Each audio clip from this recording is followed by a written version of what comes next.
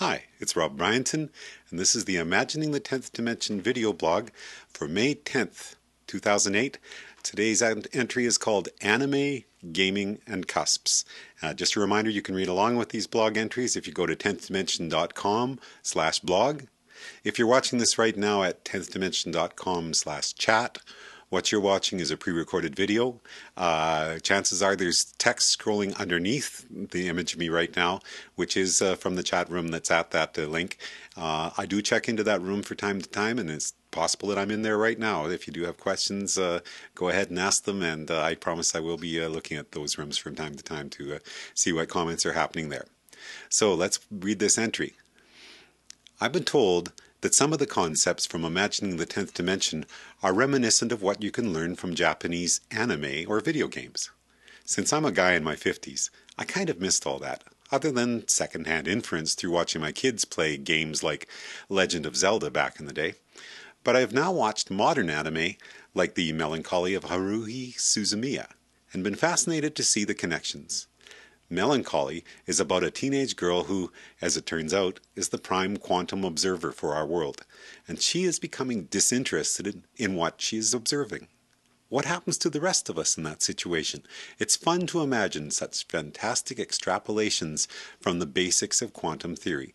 Let's watch a couple of minute clip from that show right now. Ask you this, do you know what the anthropic principle is? Nope, never heard of it. Okay then, here goes.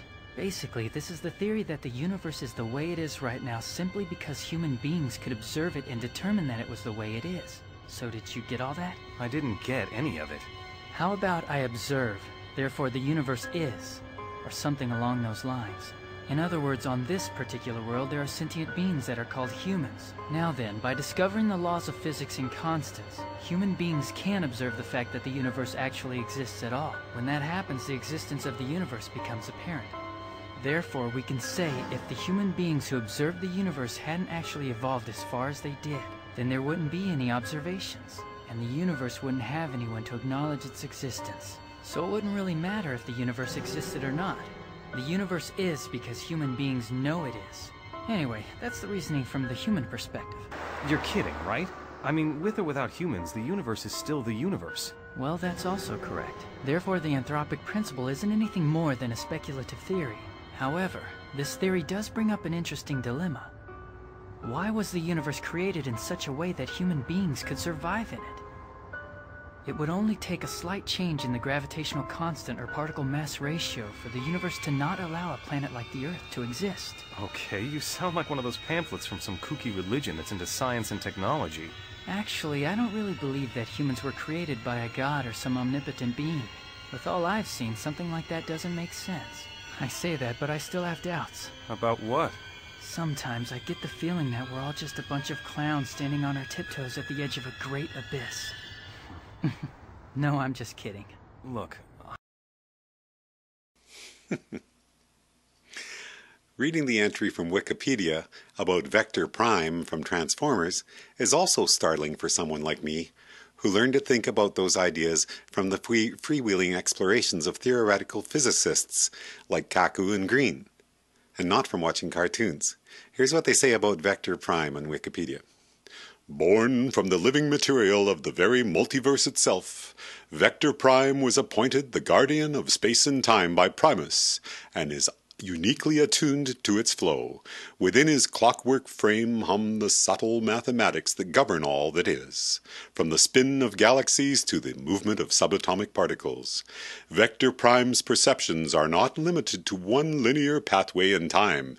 Thanks to a temporal mechanics analyzer, he is able to observe all possible pasts, presents, and futures within his sensor range, giving him the opportunity to select optimum courses of action. Still, saying that the concepts I use in Imagining the 10th Dimension are familiar from Japanese pop culture is not saying that these concepts are wrong or fictional. Rather, I'm saying that thinking about reality as coming from a timeless multiverse and indeterminacy has strong connections to belief systems much older than what we know from Western civilization, and this is a point that I've been making from the start of the project. There are things about this way of imagining that connect to Zen Buddhism. Kabbalah, African and Aboriginal mythologies, and on it goes. If we're trying to find the place where physics meets philosophy, then it shouldn't be surprising that these additional connections keep springing up. But while we're talking about games, there is also something very first-person 3D shooter about what we're imagining here. As you work through one of those games, there will be paths that open up before you, and choosing one path could allow you to continue, while another path will do you in. Imagining a tree of branching choices would be something the game designers took into consideration. In other words, if there were only one way to get through to the end of the game, it would be a fourth-dimensional game, since time is a direction in the fourth spatial dimension. But if there were multiple paths to the end, then the game could be considered to be fifth-dimensional. Whether we're talking about a life, or a universe, or a video game, those important branching moments might be called cusps. And this is an idea I explored in another blog entry called Visualizations. We should keep in mind, too, that cusps don't have to refer to simple left, right, yes, no types of decisions. A cusp moment could have a great many possible outcomes, some inconsequential, some momentous, and many shades between those extremes. And the idea of a bush-like branching structure of possible outcomes is very relevant here. Regular readers of this blog will recognize that I often use the bush-like branching structure phrase to refer to the proof published last fall by a team of scientists at Oxford under the direction of physicist David Deutsch, indicating that the wave function of possible outcomes at both the quantum and the macro level from any particular moment in space-time are mathematically equivalent. In Flatlanders on a Line, I talked about the set of all branching choices for a person's life or for the universe being like a labyrinth, and that if one of us in the fifth dimension could be handed a large balloon that lifted us above the walls of choice, chance, and circumstance that we'd been traveling through and limited by, we'd be in the sixth dimension. It'd be like being handed a map to the game. Just like Edwin Abbott's Flatlander, who was lifted above his 2D plane to be able to see his world from the third dimension, from our sixth dimensional vantage point, we'd be able to see all the other possibilities that exist within state space for our universe, but which are currently unavailable from our position within the fifth dimension. Let's be clear though, saying that a fifth dimensional probability space can be thought of as being like a 2D maze that we could find shortcuts through from the next dimension up is still very much a simplification, a way to help us visualize something that is not easily visualized. When we're in a 2D maze, there are only 4 directions we can travel, each at right angles to the next. Imagining a fifth dimensional labyrinth requires us to imagine that at every point in the labyrinth, there are 10 directions we could possibly travel, and each of those 10 directions is at right angles to the next. Now that is a mind-blowing image of roiling chaos and cusps to try to hold in your head.